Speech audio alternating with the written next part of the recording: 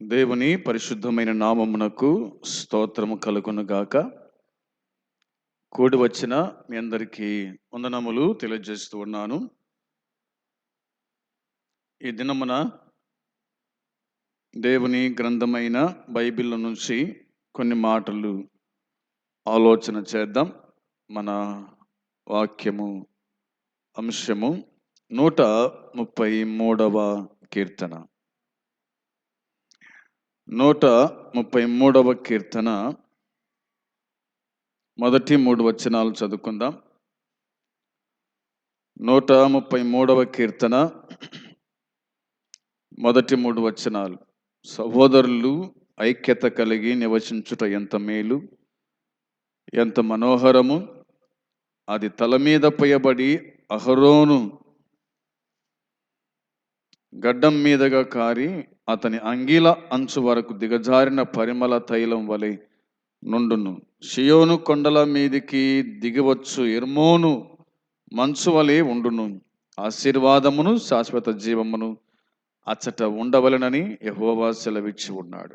ప్రార్థన చేద్దాం.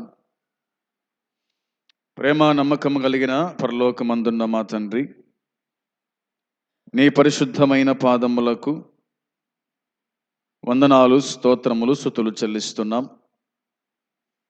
ఈ దినము నీ సన్నిధి మాకు ఇచ్చినందుకు ఈ స్తోత్రాలు తండ్రి, స్తుతులు చెల్లిస్తున్నాం. పాటల్లో తోడే ఉండి కాపాడినందుకు ఈ స్తోత్రం తండ్రి, కృతజ్ఞతాస్తుతులు చెల్లిస్తున్నాము. వాక్యమని నీ అద్దములో మేము మా జీవితాలను సరిచేసుకోవడానికి, సరిదిద్దుకోవడానికి నీ కృప దయచేయండి. కనికరించమని ప్రార్థన సహాయం చేయమని వేడుకుంటున్నాం. వినగలిగే చెవు, గ్రహించే మనస్సు మీరే మాకు అనుగ్రహించి దర్శించమని మా ప్రభు అయిన యేసుక్రీస్తు నామంలో స్తోత్రములు చెల్లించి ప్రార్థించి అడిగి స్తుతించి వేడుకుంటున్నాము తండ్రి. ఆమేన్, ఆమేన్. 133వ కీర్తనను మనము ధ్యానము చేసుకుంటున్నాం.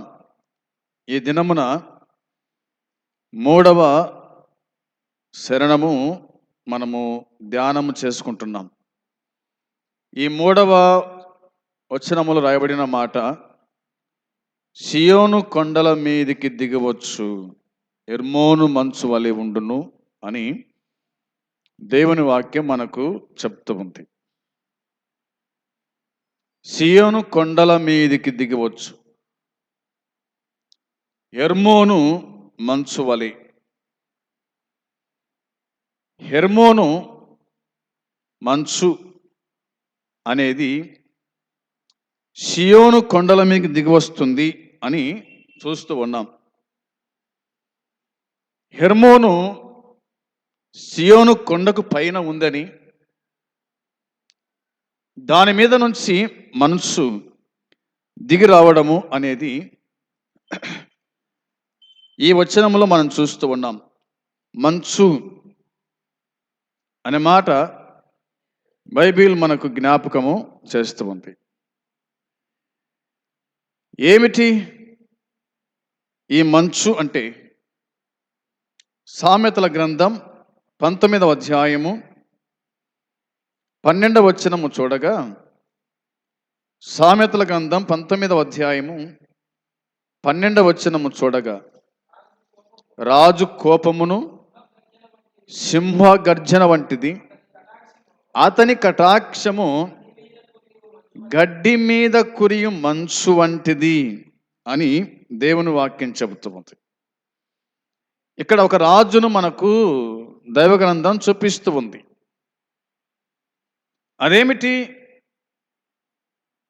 అదేమిటి అనగా, రాజు కోపం సింహపు గర్జన వంటిది అన్నమాట. సింహపు గర్జన వంటిది. అతని కటాక్షము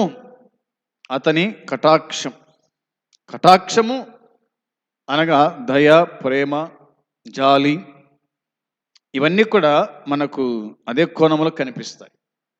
కాబట్టి గడ్డి మీద కురియు మంచు వంటివి అన్నమాట ఉంది. గడ్డి మీద మనసు మంచు కురిస్తే అది పెరుగుతూ ఉంది. మంచు కురచడం వల్ల గడ్డి పెరుగుతూ ఉంది. మంచు కురచడం వల్ల పొలాలు పంటను ఇస్తాయి. పొలాలు పంటనిస్తాయి అనేది దేవుని వాక్యం మనకు గుర్తు చేస్తూ ఉంది. ఇదియుగాక యెషయా గ్రంథములో రాయబడిన మాట మనం ఆలోచన చేస్తే 18వ అధ్యాయం 4వ వచనం చూడండి. యెషయా గ్రంథం 18వ అధ్యాయము 4వ వచనం చూడగా, యెహోవా నాకిలాగు సెలవిచ్చి ఉన్నాడు, ఎండ కాయుచుండగాను వేసవి కోతకాలమున మేఘములు మంచు కురియుచుండగాను నేను నిమ్మలించి నా నివాస స్థలమున కనిపెట్టుచుందును అని దేవుని వాక్యం మనకు గుర్తు చేస్తూ ఉంది. దేవుడిలాగు సెలవిచ్చినాడంట. దేవుడిలాగు సెలవిచ్చినాడు. ఎండ కాయుచుండగాను అని మాట. ఎండ కాయుచుండగాను వేసవి కోతకాలమున మేఘములు మంచు కురియుచుండగాను. వేసవి కోతకాలం, వేసవి కోతకాలం, కోతకాలమున మంచు కురియుచుండగాను నేను నిమ్మలించి నా నివాస స్థలమున కనిపెట్టుచుండును అన్నమాట. నిమ్మలించుట, మంచు అనేది నిమ్మలానికి గుర్తుగా, నెమ్మదికి గుర్తుగా మనము చూస్తాం. వేసవి కోతకాలమున మంచు ఎంత అవసరమో అదే మంచు మనిషి గుడక అంతే అవసరం, అంతే అవసరం.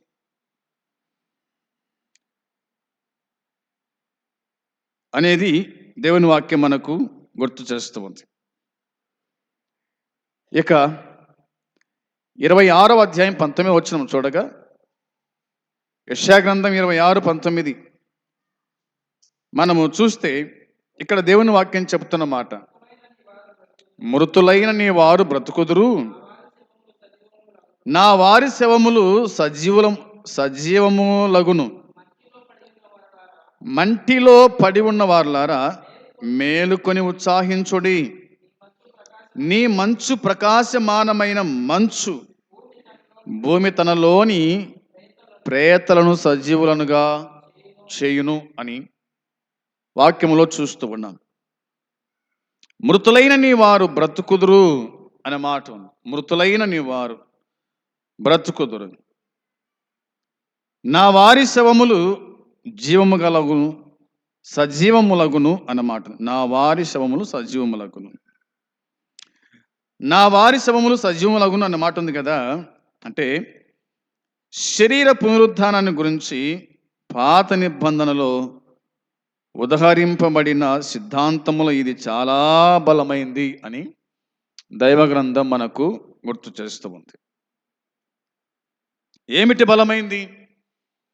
పాత నిబంధన బలమైంది ఏంటంటే, యోబు గ్రంథం 19:26లో, యోబు గ్రంథం 19వ అధ్యాయము 26 మనము చూడగా వాక్యం ఇలాగూ మనకు చెప్తూ ఉంది, ఈలాగు నా చర్మము చీకిపోయిన తర్వాత శరీరముతో నేను దేవుణ్ణి చూచెదను అని ఉంది. శరీరముతో నేను దేవుని చూచెదను. ఎలా చూస్తాడంట దేవుణ్ణి? శరీరముతో చూస్తాను అన్నాడు. శరీరముతో నేను దేవుణ్ణి చూస్తాను అని అన్నాడు. దేవుని వాక్యం చెప్తున్న మాట అదే. శరీర పునరుద్ధానం గురించి వ్రాయబడింది. శరీర పునరుద్ధానం గురించి వ్రాయబడింది 19:26 మనం చదువుకున్నాం. నా చర్మము చీకిపోయిన తర్వాత శరీరముతో నేను దేవుణ్ణి చూస్తా, నేను చూస్తా దేవుణ్ణి అనే మాట కనిపిస్తుంది. యోబు తన శరీరం భూమిలో కుళ్ళిపోయిన తర్వాత తాను తిరిగి పునర్జీవితుడై పునరుద్ధాన శరీరముతో తన విమోచకుని చూస్తానని నమ్మకాన్ని ఇక్కడ తెలియచేస్తున్నట్టుగా దేవుని వాక్యం మనకు గుర్తు చేస్తూ ఉంది. ఇది ఒకటి కాగా, ఇక రెండవది మనం ఆలోచన చేస్తే ఎవరైతే దేవుణ్ణి నమ్మకంగా సేవిస్తారో వారు ఈ భూమిలో నుంచి లేచి మరణం తర్వాత కూడా తిరిగి జీవిస్తారు అనే మాట బైబిల్ మనకు చెప్తూ ఉంది. ఎవరైతే దేవుణ్ణి నమ్మకంగా సేవిస్తారో వారు ఈ భూమిలో నుండి లేచి మరణం తర్వాత కూడా వాళ్ళు జీవిస్తారు. అనే మాట మనకు కనిపిస్తుంది. ఈ మాట మనకు యోహాను సువార్త 5:28-29 మనము చూడగలుగుతాం. జీవిస్తారా మరణం తర్వాత కూడా కంటే దేవుని వాక్యం చెబుతుంది మనకు అలాగున. ఆ మాటలు మనము గుర్తుంచుకునే వారుగా ఉండాలని జ్ఞాపకం చేస్తున్నాను. యోహాను సువార్త 5:28-29 నేను మీకోసమై చదువుతూ ఉన్నాను. దీనికి ఆశ్చర్యపడకండి, ఒక కాలం వచ్చుచున్నది, ఆ కాలమున సమాధులలో నున్న వారందరూ ఆయన శబ్దము విని మేలు చేసిన వారు జీవ పునరుద్ధానమునకును, కీడు చేసిన వారు తీర్పు పునరుద్ధానమునకును బయటికి వచ్చెదరు అని దేవుని వాక్యం చెబుతూ ఉంది. మనకు అర్థమవుతున్న విషయాలు ఇందులో మనము చూడగలుగుతూ ఉన్నాం. వారు భూమిలో నుంచి లేచి మరణం తర్వాత కూడా జీవిస్తారు. ఎలా జీవిస్తారు? అదే యేసుక్రీస్తు ప్రభు చెప్పిన మాట. దీనికి ఆశ్చర్యపడకండి అన్నాడు. జీవిస్తారు. ఏబు ఏ విధంగా తన శరీరము మట్టిలో కుళ్ళిపోయినప్పటికీ నేను సజీవును చూస్తానని నమ్మకము తనకున్నట్టుగా, అదేవిధంగా దేవుని యందు విశ్వాసం ఉంచిన వారు, దేవునిలో చనిపోయిన వాళ్ళు మరణం తర్వాత వాళ్ళు జీవిస్తారు. మరణం తర్వాత మరలా జీవం ఉంది. మరణం తర్వాత మరలా పరిశుద్ధులు లేపబడతారు. వారు పరలోకానికి వెళ్ళిపోతారు. ప్రభు రాజ్యములో వారు జీవిస్తారు అనేది దేవుని వాక్యం గుర్తు చేస్తుంది. దానికే ప్రభు ఇట్లా అన్నాడు, ఆశ్చర్యపడకండి, దీనికి ఒక కాలం వస్తుంది అన్నాడు. ఒక కాలం వస్తుంది. ఆ కాలమున సమాధులలో నున్న వారందరూ కూడా ఆయన శబ్దము వింటారు. సమాధుల్లో ఉన్నవారు ఆయన శబ్దం వింటారు. ఆర్భాటముతోను ప్రధాన శబ్దముతోను దేవుని బుర్రతోను ప్రభు దిగి వచ్చును అనే మాట మనకు తెస్సలోనికీ మొదటి పత్రిక 4వ అధ్యాయం 16, 17, 18 మనము చూడగలుగుతాం. నిద్రించిన వారికి దేవుని శబ్దం, దేవుని బోర శబ్దం వినపడుతుంది. వారు తిరిగి లేస్తారన్నమాట బైబిల్ జ్ఞాపకం చేస్తూ ఉంది. మేలు చేసిన వారు జీవ పునరుద్ధానమునకును, కీడు చేసిన వారు తీర్పు పునరుద్ధానమునకు బయటికి వస్తారు. ప్రభునందు నిద్రించిన వారు బయటకు వస్తారు. ప్రభు లేకుండా నిద్రించిన వారు, అనగా ప్రభుని ఎరగకుండా నిద్రించిన వారు కూడా బయటికి వస్తారు. అయితే మేలు చేసిన వారికి ఏమో జీవ పునరుద్ధానము కాగా, కీడు చేసిన వారికి తీర్పు పునరుద్ధానము ఉంది. వారికి తీర్పు ఉంది, వీరికి మేలుంది అనేది దేవుని వాక్యంలో మనము గట్టిగా నమ్మగలుగుతాం. ప్రభు చెప్పిన మాట అది. దీనికి ఆశ్చర్యపడాల్సిన అవసరం ఏమి కూడా మనకు లేదన్నమాట కనిపిస్తూ ఉంది. ఇంకా 1 కొరింథీ పత్రిక 15వ అధ్యాయం 50వ వచనంలో పౌలు కూడా ఇదే మాట తెలియజేశాడు కదా. 1 కొరింథీ పత్రిక 15వ అధ్యాయము చూడండి. దేవుని వాక్యం మనకు జ్ఞాపకానికి తీసుకొని వస్తూ ఉంది. 50 నుంచి 53 వరకు చూస్తే, సహోదరులారా, నేను చెప్పున్నది ఏమనగా, రక్తమాంసములు దేవుని రాజ్యమును సుసంత్రించుకొన నేరవు, అక్షయతను సుసంత్రించుకొనదు. ఇదిగో మీకు ఒక మర్మము తెలుపుచున్నాను. మనమందరము నిద్రించము గాని నిమిషములో ఒక్క రెప్పపాటున కడబూర మురగు గాని మనమందరం మార్పు చెందుదుము. బూర మురుగును, అప్పుడు మృతులు అక్షయులుగా లేపబడుదురు. మనము మార్పు పొందుదుము. క్షయమైన ఈ శరీరము అక్షయతను ధరించుకొనవలసి ఉన్నది, మర్త్యమైన ఈ శరీరము అమర్త్యతను ధరించుకొనవలసి ఉన్నది అని పౌలు చెప్పాడు. క్రీస్తు ఆగమనములో మార్పు చెందే శరీరాల గురించి ఇందులో మనకు కనిపిస్తుంది. మార్పు చెందే శరీరాల గురించి ఇక్కడ పౌలు స్పష్టంగా వ్రాసినట్టుగా దేవుని వాక్యం గుర్తు చేస్తుంది. ఈ శరీరం మార్పు చెందుతూ ఉంది. ఒకవేళ మనము సజీవులమై ఉన్నప్పుడే ప్రభు రాకడాసనమైతే గనక మనం మార్పు చెందుతాం, సమాధిలో వారు లేస్తారు అనేది దేవుని వాక్యం మనకు స్పష్టంగా తెలియజేస్తూ ఉంది. కాబట్టి దీనికి ఆశ్చర్యపడాల్సిన అవసరము లేదు అనేది యేసుక్రీస్తు ప్రభువారు చెప్పిన మాట. ఇక ఫిలిప్పీ పత్రిక 3:21 ఫిలిప్పీలకు రాస్తూ పౌలు ఇదే మాటలు గుర్తు చేశాడు. చూడండి, 3వ అధ్యాయము ఫిలిప్పీలకు రాసిన పత్రిక 3వ అధ్యాయము 21వ వచనము చూడగా, సమస్తమును తనకు లోబర్చుకొన జాలిన శక్తిని బట్టి ఆయన మన దీన శరీరమును తన మహిమగల శరీరమునకు సమరూపము గల దానిగా మార్చును అని దేవుని వాక్యం చెబుతోంది. పౌలు ఫిలిప్పీ సంఘానికి రాస్తూ ఆయన పలికిన మాట చూడండి, తనకు లోపరుచుకున్న జాలిన శక్తిని బట్టి ఆయన మన దీన శరీరమును తన మహిమగల శరీరమునకు సమరూపము గల దానిగా మార్చేటువంటి వాడు. ఇది దీన శరీరం, అవునా? అయితే ఈ దీన శరీరమును తన మహిమగల శరీరమునకు ఆయన మార్చేవాడు. ఇది మట్టి శరీరం, ఆయన మహిమగల శరీరానికి ఆయన మారుస్తాడు అన్నది దేవుని వాక్యం మనకు జ్ఞాపకానికి తీసుకొని వస్తూ ఉంది. ఇది మనం గుర్తుంచుకోవాల్సిన విషయాలు. అందుకోసమే నీ మంచు ప్రకాశమానమైన మంచు భూమి తనలోని ప్రేతలను సజీవులనుగా చేస్తూ ఉంది. మంచు ఏం చేస్తుందట? ప్రకాశమానమైన మంచు అనే మాట. ప్రకాశమైన మంచు భూమి తనలోని ప్రేతలను అంటే చనిపోయిన వారిని సజీవులనుగా చేస్తూ.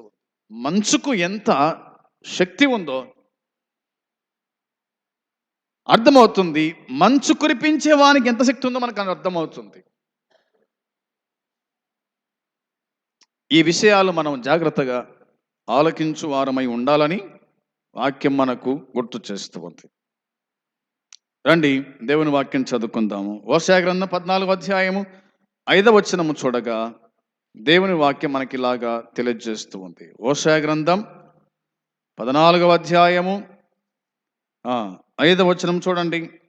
5వ వచనము, చెట్టునకు మంచు ఉన్నట్లు నేను అతని కుందును, తామర పుష్పు పెరుగునట్లు అతడు అభివృద్ధి నొందును అని దేవుని వాక్యం చెబుతుంది. ఈ మాటలు మనం గుర్తుంచుకుందాం. 14వ వచనంలో లేదా 4వ వచనంలో రాయబడిన మాట, వారు విశ్వాసఘాతకులు కాకుండా నేను వారిని గుణపరచుదును, వారి మీదనున్న నా కోపము చల్లారెను, మనస్ఫూర్తిగా వారిని స్నేహితును అన్నాడు. మనస్ఫూర్తి వారిని నేను స్నేహం చేస్తాను వారితో అన్నాడు. ఆ ప్రభు అన్నమాట అంటే చెట్టునకు మంచు ఉన్నట్లు, చెట్టుకు మంచు ఉన్నట్లుగా నేను అతని కుందును అన్నాడు.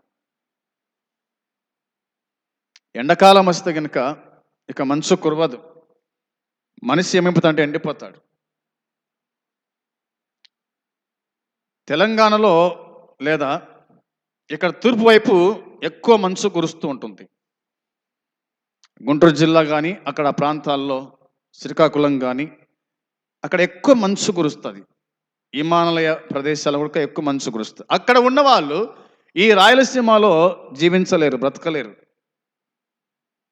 వారి నాలుక ఎండిపోతూ ఉంటుంది, వారి శరీరం వేడైపోతుంది. ఎందుకంటే అక్కడ వాళ్ళు చల్లదనానికి అలవాటు పడిన వాళ్ళు. మరో మాట చెప్పనా, ఏసీకి అలవాటు పడిన వాడు బయట తిరగలేడు. అదే దేవుని వాక్యం మనకు చెప్తున్న మాట. యేసుక్రీస్తు ప్రభు దేవుడు చెప్పిన మాట అంటే చెట్టునకు మంచు ఉన్నట్లు నేను అతని కుందును అన్నాడు. తామర పుష్పం పెరుగునట్లు అతడు అభివృద్ధి నొందును. పెరుగుట, అభివృద్ధి నొందుట అన్నది దేవుని వాక్యం మనకు గుర్తు చేస్తుంది.